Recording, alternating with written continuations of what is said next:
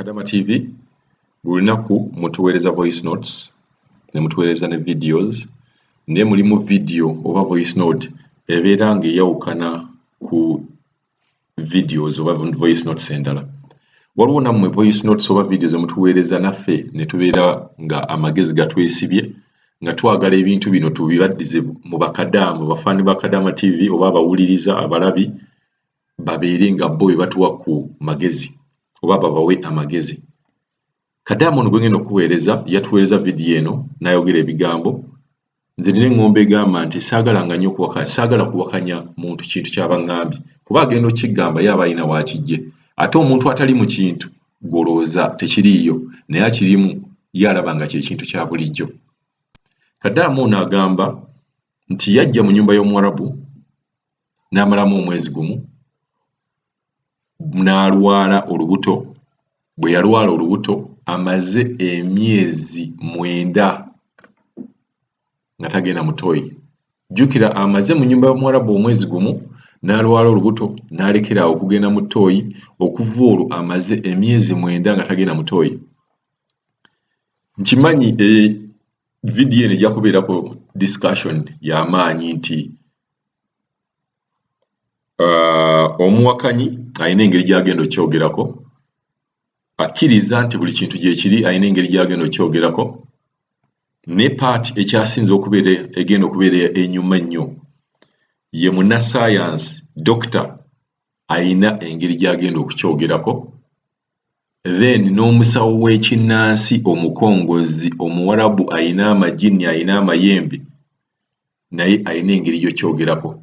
Kati abantu ababiri abagenda okubagana empawa okusinga agenda kubeera dokita ku sayidi y'omuwakanyi, then tubeerewo Maama Niifa, Jjajjaani Babemba, abo bonna Bemba Musota, abakongozi abasawo b'Ekiganda nabo babeereko engeri gye bakyogerako nti kisoboka. Nga bwe muwulira omusawo ow'ekinnansi n'agamba nze nsobola okubeera nga nina byenkola omukazi ne mulemezaako olubuto emyaka 3. Dokita n'abeera n'agamba ebyo tekisoboka, omukazi alina okumala emyaka 9. Ye discussion egenda okubeerawo. Katuwulirize Kadamu ono ekintu kya happeninga kita kino. Bannayuganda mwena gye muli mbalamusizza mukwano gyange, buli omu waali wano mu Saudi Arabia mbasaba okunyamba mutambuze vidiyo eno buli omu bw'agifuna nsobole okufuna omuyambi oba asobola kutaasa bulamu bwange. Kuba nze we mulabira wano nze amanya gange bampita tumwebaze Fortunate. Najja omwaka oguwedde mu gwezi gwa 12. Bwe naamala omwezi gumu mu kiyumba ky'ebbosi wange kye naabaddemu naafuna obuzibu, olubuto ne lutandika okunduma ne stopping okugenda mu ttooyi. Kati essaawa eno gye nnyogerera eri myezi 9 nga sigenda mu ttooyi. Olubuto lubeera lunduma, mba mpulira saagala ntuule, saagala neebake, just mbeera omunga mbeera wali neewano nga sirina kyakukola. Boosi wange yantwala mu ddwaliro n'angulira eddagala buli kimu n'akikola naye obulwadde bwagaana owona.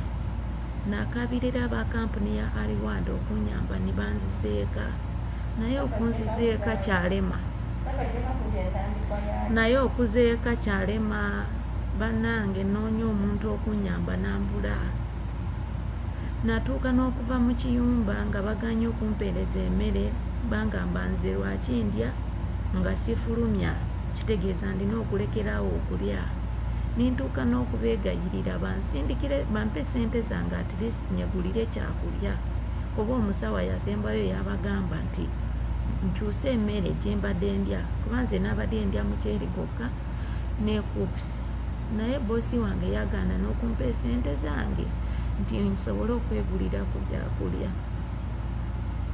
Nasalamu nafuluma ennyumba. Poliisi n'ensanga mu kkubo nga ngenda nnoonya banka gy'eri, nzizeyo ssente zange zindi nayo ngule ku byakulya.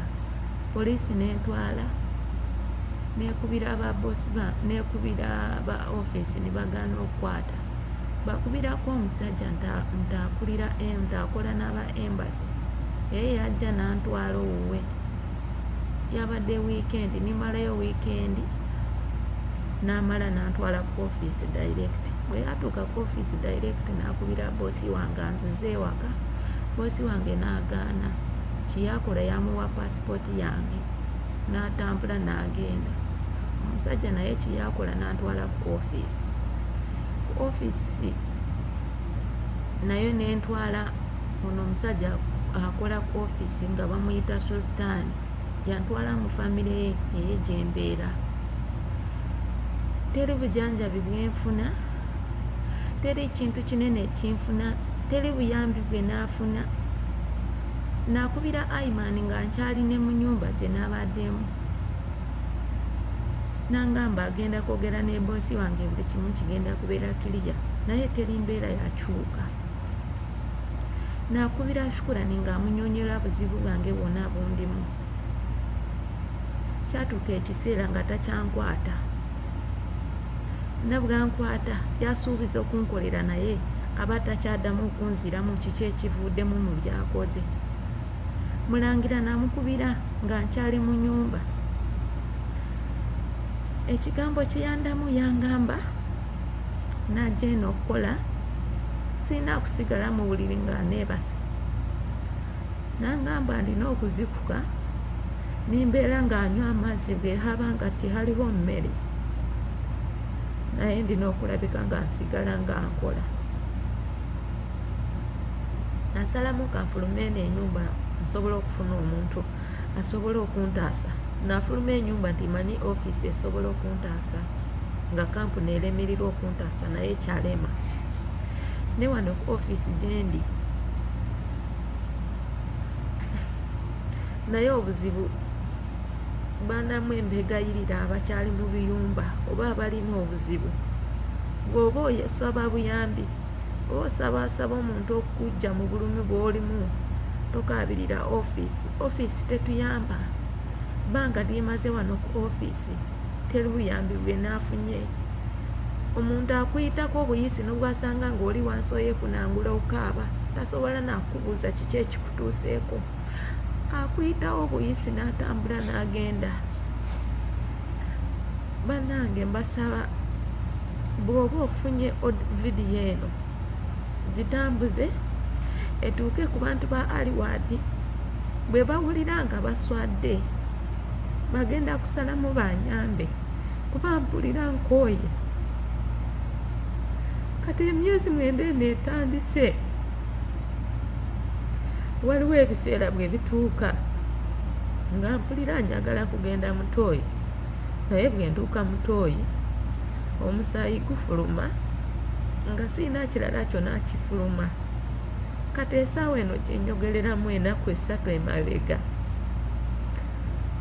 ono omusajja wa office Sultan yantwala mu kiyumba bwe naatuuka mu kiyumba namala ennaku 2 nga nzukuka ku makya ssaawa 2 nga nkola nsiba nyimiridde mpaka ssaawa 4 za kiro nga sinabatuulako yadde ne bwe bakuwa emmere nga tebakukkiriza ng'olya emmere gye bakuwadde n'amazzi bagamba nti lwaki nywa amazzi mangi ndaba nti embeera sigenda gisobola ninsalamu ninvaayo ninkomawo wano kuba sirina wakugenda walala wano wendina okubeera kuba office yeeyi natuukirirawo yeeyo eri ku passport yange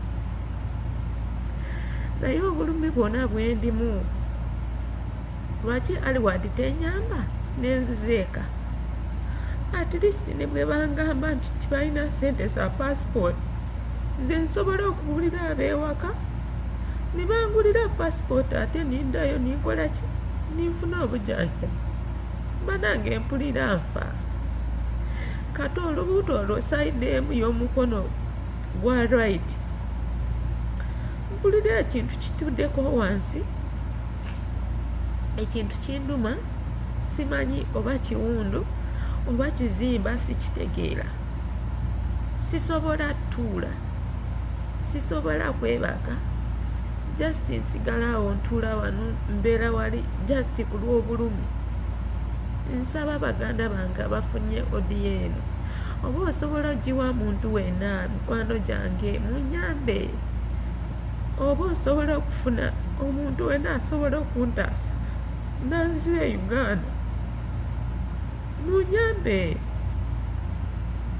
munyambe, saagala kufiira eno.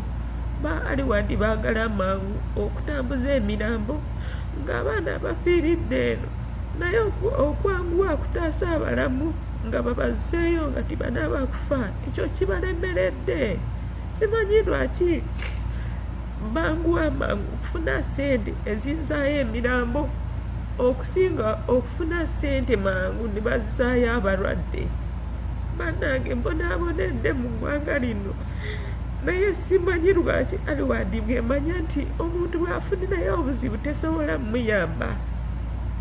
Lwaki tibagaana abaana okuyitira mu kampuni yaabwe ne banoonya ne bafuna kampuni endala zibasobola okuyitiramu bwe baba bamanyi nti okuyamba abalwadde oba bw'ofuna obuzibu ekyo kigenda balemerera. Lwaki tibalekera okuleeta abaana? Gino eggwanga ligumu. Omuntu waba otuuseyo n'ofuna ekizibu ekyo tosobola okusobola gweka omuntu, oba kyosobola okufuna nga olaba tosobola okugumiikiriza nakyo n'osigala ku mulimu ng'okola. Batuyambe batuzizeeka. Abazadde baffe batuteekeko eriiso bamanyi nti omwana wange yalwala, nimuteekako eriiso nimutwala mu ddwaliro nimujanjabisa, obulwadde ne buganda owoona n'afa, okusinga okufiira eno ng'atamanyi ekikusse, ng'atamanyi oba bakujanjabisiza, just balaba bakuteekerawo omulambwe nti mwana waafudde. Bannange mbeegayiridde, abamanyi n'abatamanyi, buli muntu yenna amanyi kampuni ya Aliwadi, dayirekita waayo nga ye Aimani Mulangira, Shukurani, Kathe, Mahadi, mwena gye muli munyambe nzireeka. Nze ndina essuubi bwendeeka nsobola okufuna obujanjabi n'obulwadde ndibuwona.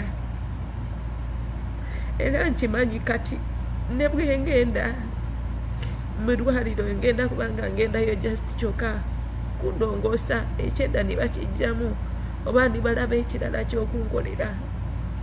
Naye ngumiikiririza ebbanga ddene, emyezi 9, obulumu bwenyiseemu, amaziga genkaabye. Mbasaba munkwatirwe ekisa, munyambe munzizeeka. Wano ofiisi gye ndi teri buyambe bwenfuna.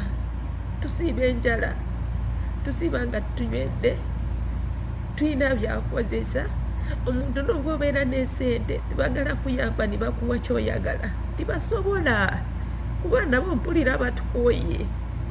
Kuba omuntu okubeerawo n'omulwadde teramuyamba, tasobola kukola ki, naye omuntu asigala akugamba gwe toyagala okukola, toli mulwadde.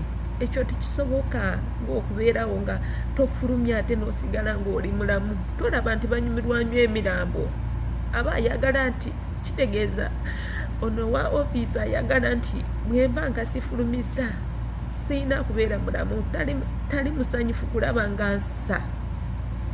Agenda kuwulira essanyu bw'alaba nga nfa, nga transferinga omulambo. Munyambe nkoye mikwano gyange, munyambe nzireeka. Bw'oba omanyi omuntu yenna asobola okuntaasa ninzireeka.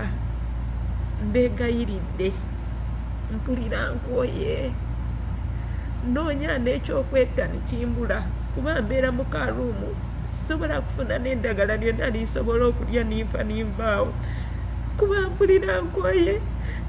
Ab'ewaka mbakabidde ne bakubira aba kampuni, nale tebalina kinene kibabaziramu. Kati mbasaba mutambuze vidiyo eno nga bwe kisoboka. Buli muntu yenna bwe mumanyi nti asobola okuntaasa, muwe vidiyo eno n'obw'aba nga tamanyi. Ankwatirwe ekisa ku lw'omuntu Katonda ye amanyi. Nsobola okutaasa obulamu bwange ndeeka nga ndi mulamu, ab'ewaka basobole okujjanjabisa